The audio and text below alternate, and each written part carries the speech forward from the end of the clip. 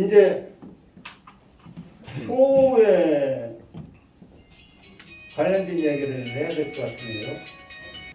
이게 효에 대한 문헌상 기록을 쭉 이렇게 해서 찾아보다 보니까 최초의 기록은 동양 고전에서는 그 서경하고 시경의 그 규절이 나오더라고요. 이제 바로 이따가 시경 규절을 읽을 때지만 서경에서는 순전에서 순의 효도, 순은 어려서부터 그 효도 효자였었는데 그 어머니가 계보고 계모한테는 아들이 상이라는 아들이 하나 있었는데 그렇게 그 순을 미워해가지고 순을 죽이려고 뭐 했는데 순은 하늘을 보호하는 성인이었기 때문에 우물에 빠뜨려 죽이려고 해도 안 죽고 이렇게 해서 결국은 요 인근에 발탁돼서 순의 제위에까지 이제 오르는 그런 이야기가 실려 있거든요. 그것이 최초의 기록인데 기록에만 그 최초로 나타난 것이지 아까 말씀드린 대로 효라는 것은 인간의 기본 도리 아닙니까? 자식된 사람의 기본 도리이기 때문에 이것은 아주 역사 이전에 본능적으로 우리가 실천해왔던 게 아닌가 이렇게 생각이 돼요. 그 효의 글자의 어원을 보면은 이거는 이게 늙을로거든요. 이 늙을로는 이게 이 사람 머리고 몸체고 이게 긴 머리카락이 길게 늘어진 거고 이게 지팡이를 짚고 있는 가는 모습이에요. 늙을로. 그런데 이제 효자를 쓸 때는 지팡이 대신 이 지팡이 대신 아들자가 써 있죠. 아들 지팡이 대신 아들자가 써 있어. 아들이 지팡이로서 하면서 부모를 모시라는 의미가 이게 효자예요. 효의 그 글자의 그 자원을 보면은 그렇게 됐더라고요. 효가 지팡이 잡는 노인을 대신 지팡이 대신 아들이 업고 다니고 업기도 하고 때로는 이렇게 부축하기도 하고 할 테지요. 그렇게 하는 것이 이제 효고 부모는 늘상 자손들을 사랑하잖아요. 그걸 우리가 내리사랑이라고 하지요. 그러면 순수한 말로 우리가 부모님을 효도하는 것을 뭐라고 표현할까요? 아시는 분 많이 있을 거예요. 그걸 치사랑이라고 합니다. 우리 순수한 우리말이에요. 치 올려준다는 치지요. 치고 올라간다. 치. 이제 올려 사랑이니까 어른 공경이 되는 거예요. 쉽게 하면 부모에 대한 것뿐이 아니라 어른에 대한 것도. 그래서 이거는 치사랑은 어른 공경.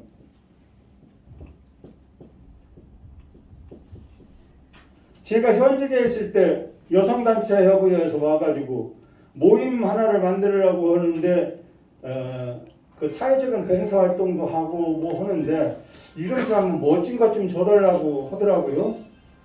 그래서 한참 생각하다가 그 어른들 그 관련 봉사활동도 합니까 했더니 그거 한대요. 그러면 좋습니다. 치사랑을 하세요. 그래서 벌써 8대씩까지 했었는데 그대로 어떻게 시직부지가 된 것 같아요. 그때가 아마 군수 선거 관계 무렵이었으니까 거기 돕는 보조기관이라고 했었나 모르겠어요.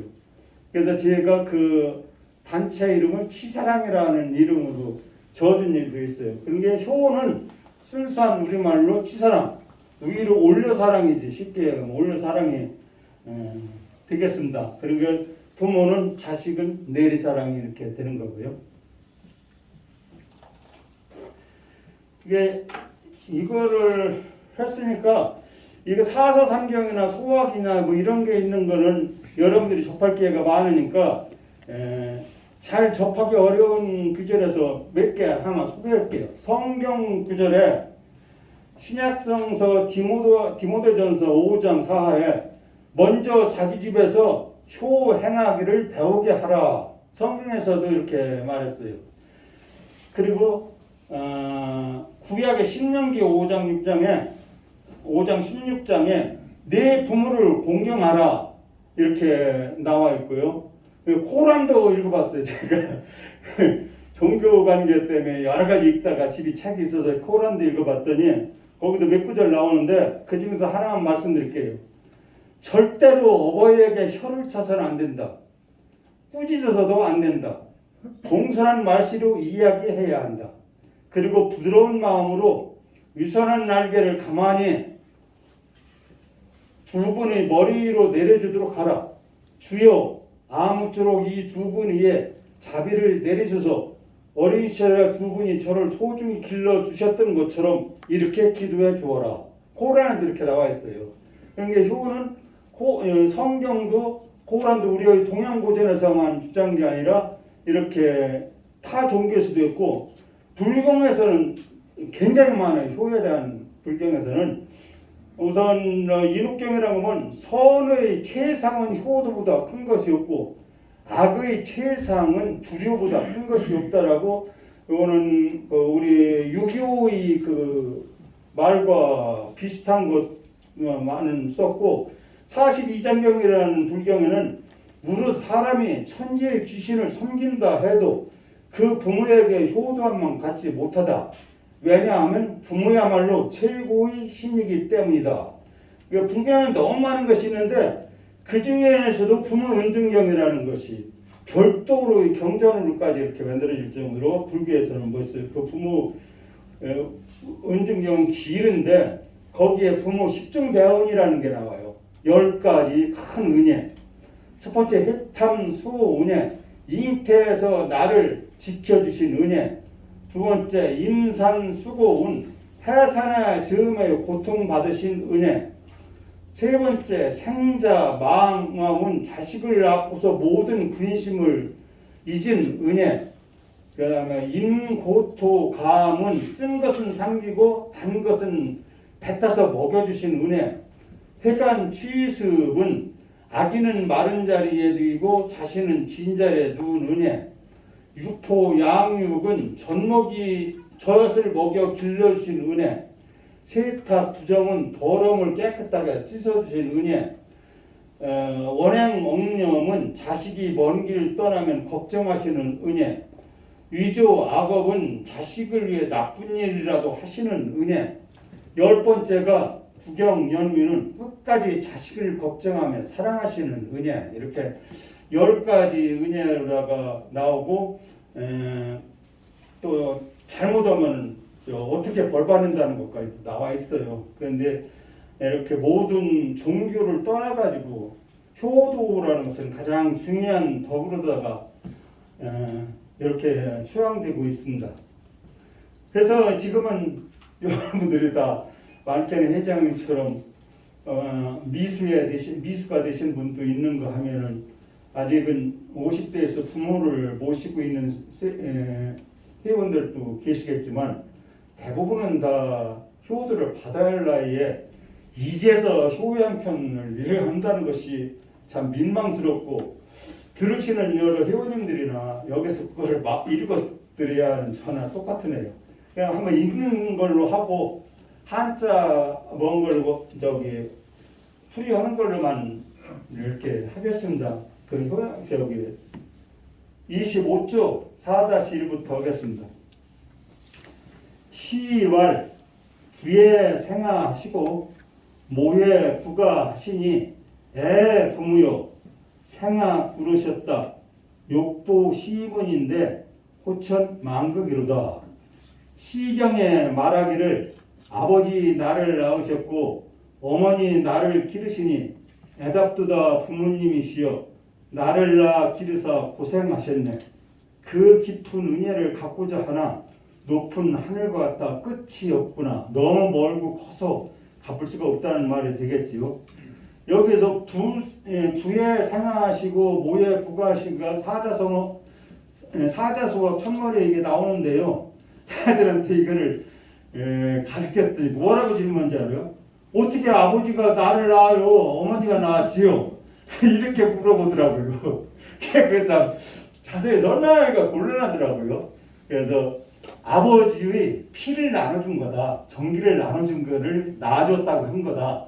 그리고 어머니는 젖을 먹여서 키워줬기 때문에 어머니는 길러주셨다고 이렇게 했다고 설명을 했는데 그 어린애들은 액면 그대로 해서 부의 생아 아버지가 나를 낳으시고 어머니가 나를 기르셨다니까 그렇게 질문을 그렇게 하더라고요. 초등학교 한 3, 4학년 애들 그때 예. 사자 수학을 가르치는데 이게 첫머리에 나와요. 사자 수학에. 그렇게 물어봐가지고서 애들 참 애들한테는 거짓말 못 하겠다 하면서 설명을 했는데 이게 시경에 이제 나오는 건데 시경에 대해서는 참고로 읽어보세요. 그거 뭐 구태여 설명하시지 않아도 시경은 그 수천 수가 있었는데 공작께서 그거를 취소 선택해서 306수를 이렇게 정리해서 보통 시 300에다가 알려져 있는 것이 그 중에 하나가 이게 들어있습니다. 그리고 이거는 어머님 날 하시고 아버님 날 기르시니 하고서 그 어버이날 노래가 있지요. 그게 양규동 박사님이 그 가사를 쓰신 건데 바로 이 시경의 이인글을 본따서 그 가사를 졌다고. 뭐였어요? 양규동 박사님은 제가 직접 뵌 일도 없고 뭔데 고등학교 때 연합의 서랑과 교과서에 실린 거 거기서부터 내가 한자를 좋아하게 된 원인을 만들어준 분이에요. 양규동 박사가. 지금은 돌아가셨지만. 그리고 양규동 박사는 스스로 자칭 국부라고 하시는 분이에요. 그게 일화가 있는데 이분이 어느 날 여러 교수들하고 차를 타고 어디 가다가 차가 사고가 나서 이제 뒤집어졌는데 그때 아무렇지도 않은 듯 일어나서 툭툭 털면서 큰일 날 뻔했네. 우리나라 국보 하나가 없어질 뻔했네라고 말했다고 해서 자칭 국보라고 이렇게 하시는데 자부심도 대단했던 분이에요. 양규동 박사님이. 그렇게 훌륭하신 능력도 가지시고 자부심도 있고 한 분이 결국은 어버이 은혜인가 어머님 은혜인가 어버이 은혜인가 모르겠네요. 이게 어머님 날 낳으시고 아버님 날 기르시니 한 것이 이 시경에서 따왔다는 이야기가 있습니다. 여기서 부의 생아 같은 거는 뭐 다 아실 테니까 나를 낳았다니까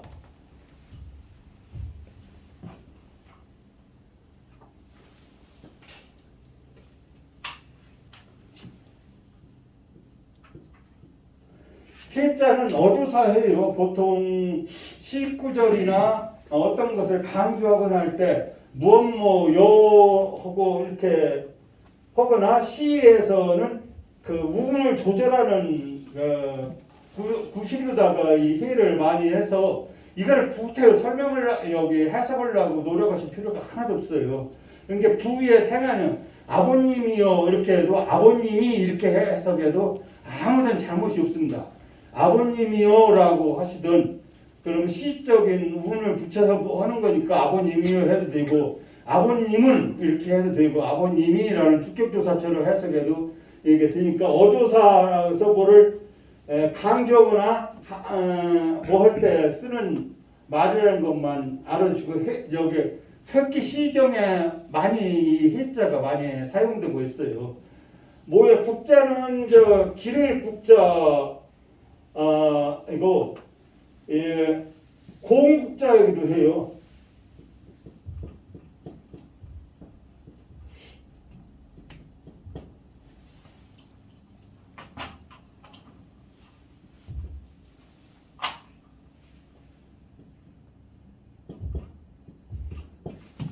이게 기를 국자 되고 기를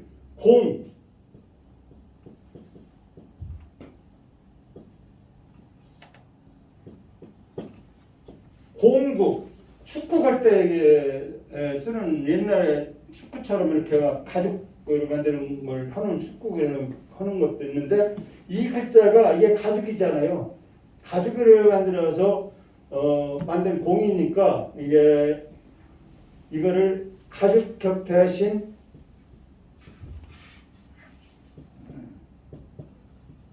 이렇게 해도 똑같은 자리다. 이 털모자를 가죽 대신 쓰게 돼요. 옛날에 공을 만들 때는 가죽으로 만들었지만 털이나 이렇게 헝겊을 뭉쳐서도 만들었었기 때문에 이게 같은 자니까 이렇게 썼다 해서 이거 잘못됐어 뭐가 잘못됐어 이렇게 하시지 말고 털모를 쓰거나 가죽격을 쓰거나 공국 또는 길을 끄을 때 갔다는 얘기. 그러니까 공에서 원래 이제 뭐 한 것이 길을 구부르다가 이렇게 된 거예요. 애 부무요. 애달고 슬프다. 애는 그 강조한 것이고 생아 구로셨다.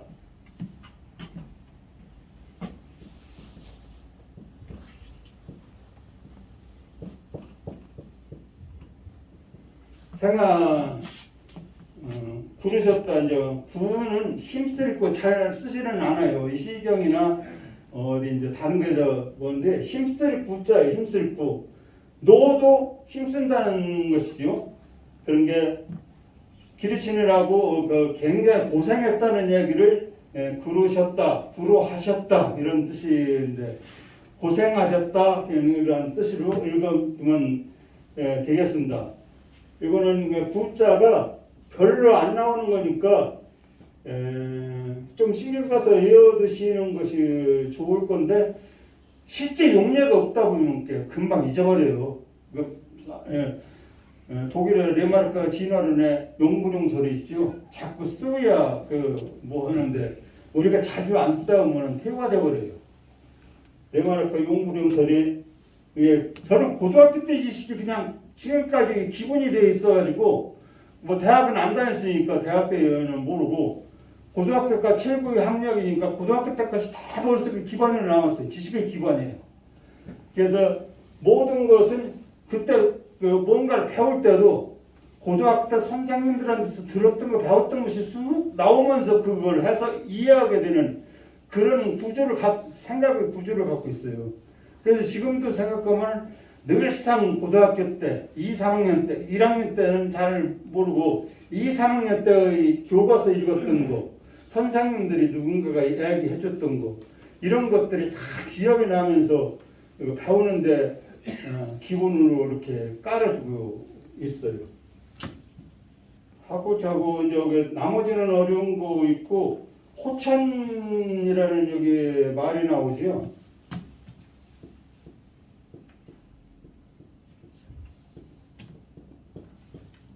이 호자는 일반적으로 하늘호로 읽어요. 하늘호로 읽는데 정확한 뜻은 여름하늘호예요. 여름하늘호 또는 봄하늘호. 봄과 여름에 걸쳐 있는 높게 뜬 하늘을 이 호라고 합니다. 그러면 가을 하늘은 뭔지 아세요? 민천이에요. 민천. 가을 하늘. 이건 모든 것을 수확을 하기 때문에 폭넓게 포용해진다는 의미의 민천이고 호천은 여름과 가을의 크고 맑은 하늘이기 때문에 크다는 의미를 갖고 있습니다. 이거는 크다. 이거는 자유롭다. 그리고 포용한다. 그 사람 이름에 이 민자를 그래서 많이 써요. 그런데 이게 나리를 옆으로 간 민도 있어요. 그런데 이거는 당연히 다른 글자예요. 보통 옆으로 가거나 밑에 것이 옆으로 오거나 하는데 이 민자하고 이 민자는 다르다는 거. 이게 여자들 이름에 많이 써요. 이 민자를. 그리고 호자는 남자 이름에 많이 써요. 그 이름 짓는 것도 다 그런 의미 때문에 그렇게 이름을 많이 쓰게 된다는 것을 좀 알아주시면 좋을 것 같습니다.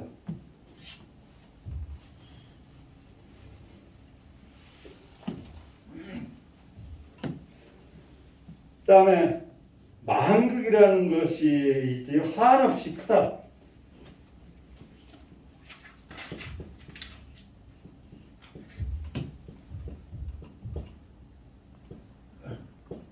이거는 다하다, 막혔다, 끝나다. 끝을 얘기하는 거잖아요. 만극, 끝을 잃어버렸다. 이질망자하고 비슷해 이게. 망했다, 없어졌다. 없을 망자도 되고. 이게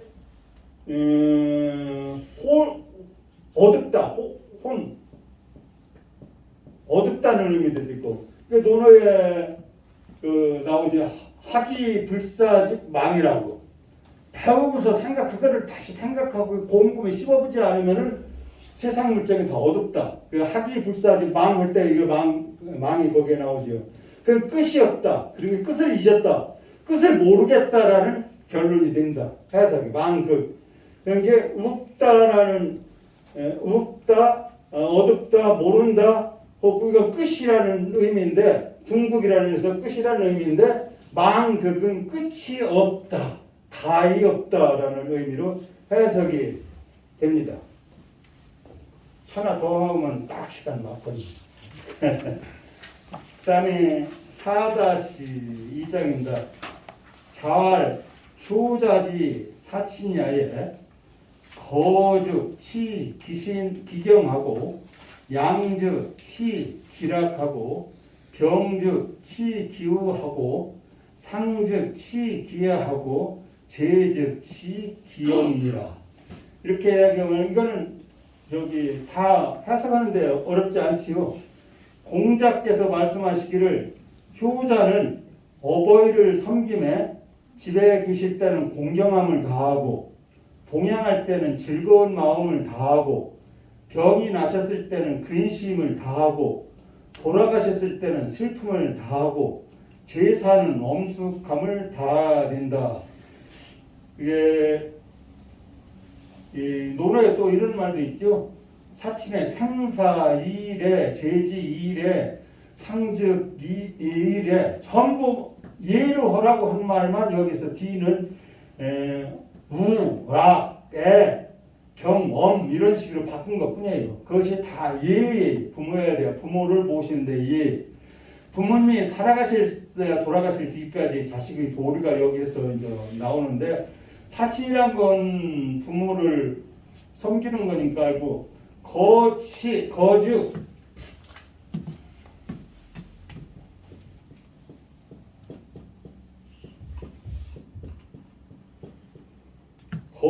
시기경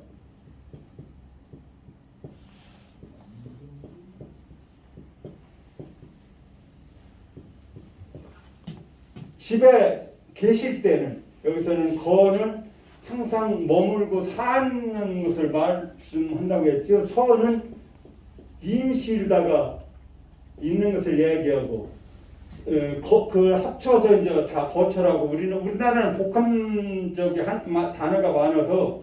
그런데 중국에서 원래 이 고전 수석에 보면은 한자가 다른 의미를 갖고 있고 별도로 독립돼서 사용해요. 우리는 거처 이렇게 해서 구분 없이 복합 단어, 복합을 잘못 쓰시는 분들이 있더라고요. 이 복합에 빠져요. 옷을 두 벌 껴입었다. 이게 중복된다의 복이 이 복이 아니에요.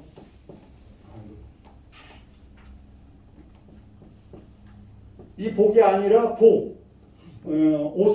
이것은 옷을 겹쳐서 입은 것이니까 그렇게 두 가지 뜻이 같이 겹쳤다는 뜻이에요. 그래서 거처는 우리나라식 표현이고 여기서는 거는 집에 편안하실 때 처하면 임시로 어디 머무는 것이 처하는 거니까요. 거즉 시기경 이거는 다 한다는 뜻이고 그 공경하는 마음을 다 해라. 그 다음에 양즉 시기라.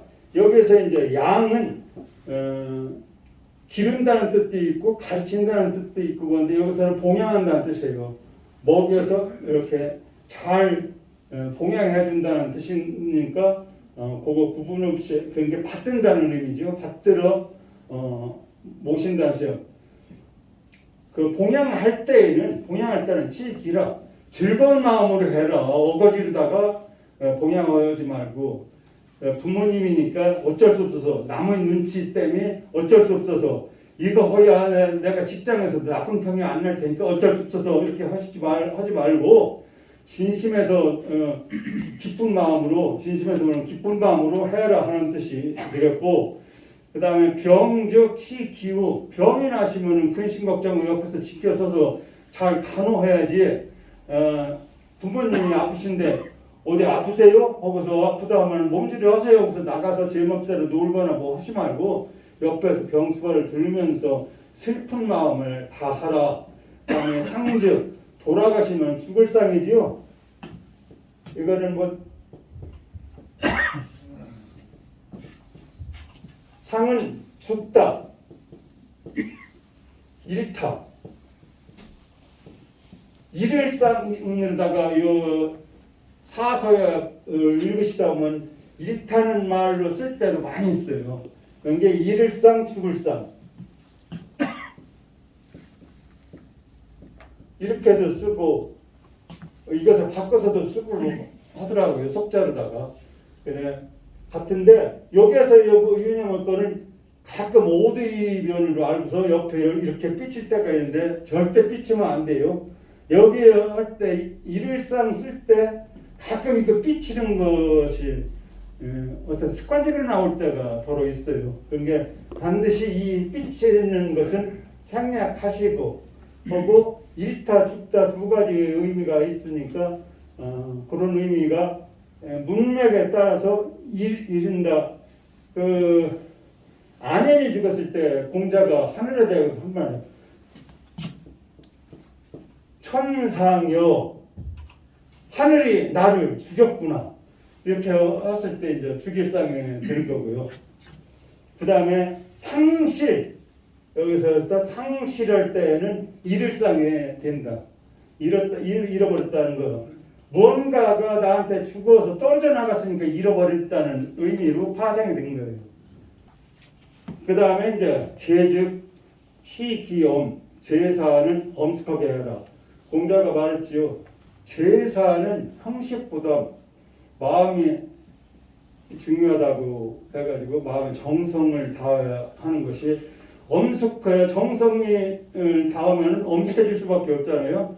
엄숙할 엄 이렇게 해서 여기가 뭐 된 거고 근심 우자는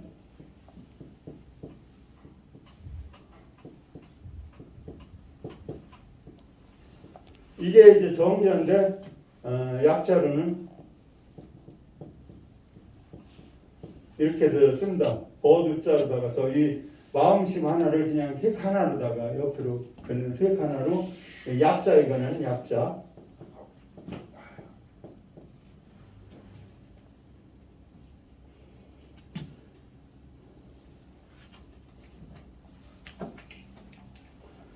예, 여기서 이걸 이제 효경에 있는 말인데 이걸로 끝난 게 아니라 이 뒤에 이제 붙어요.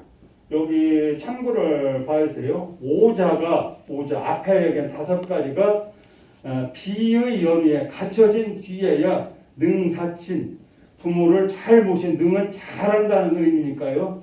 잘 모신 것이니라 했는데 이 5가지가 뭐겠어요? 지금까지 얘기한 거는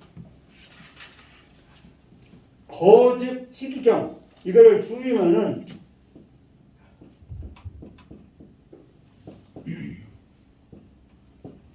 거경입니다. 거경. 거즉 추기경. 양즉 식이라.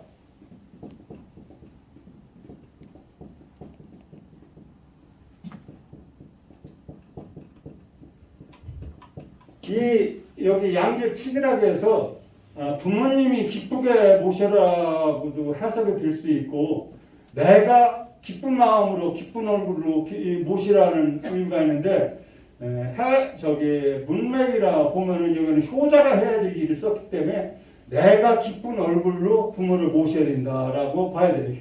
여기가 효자가 부모를 모실 때의 행동이니까 부모님이 기쁘게 모시는 것도 뭐지만 내가 기쁜 얼굴로 봉양을 받으시는 부모님도 기쁘실 거 아닙니까? 나는 찡그리면서 하는데 부모님이 기쁘실 리 없지요. 그래서 여기서 양락은 내가 기쁜 마음으로 봉양을 해야 된다. 그 다음에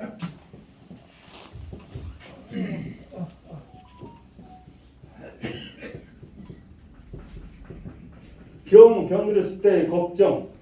그 다음에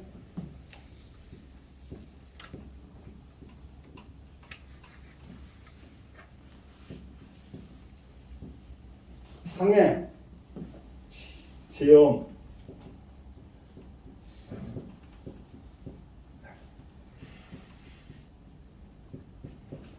이 5가지예요. 이거를 앞에 그 말씀드린 거를 약품은 거경, 양락, 경우, 상해, 재용 이 5가지를 다 갖춘 연애에 부모님을 잘 모셨다고 할 수 있다라고 효자에 나와 있는 말을 뒤에 구절은 빼고 앞에 구절만 쓴 겁니다.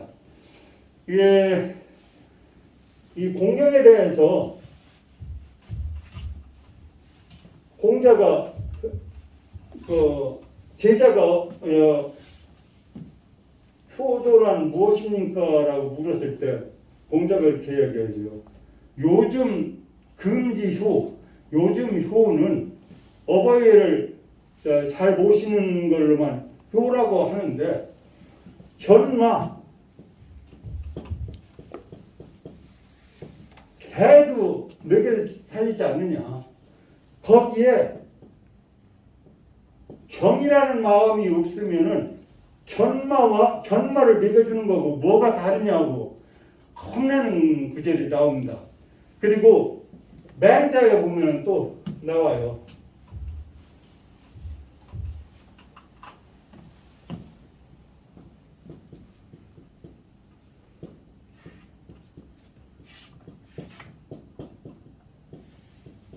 시기불에 먹이면서 사랑하는 마음이 없으면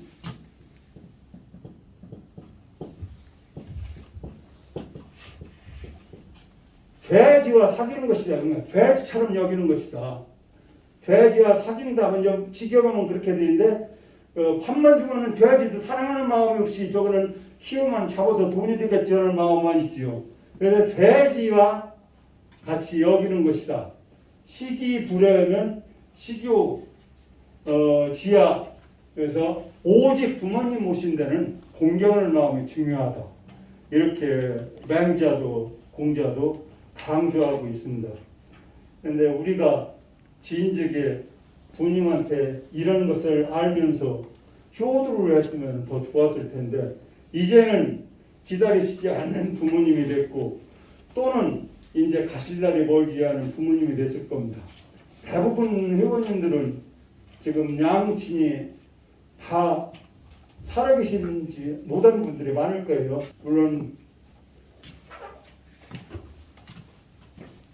부모님이 양친이 다 살아계시거나 한 분이라도 계신 사람은 현재 행복한 사람이고 좀 더 그 나이 드신 부모님한테 효도했으면 기회가 됐으면 좋겠습니다.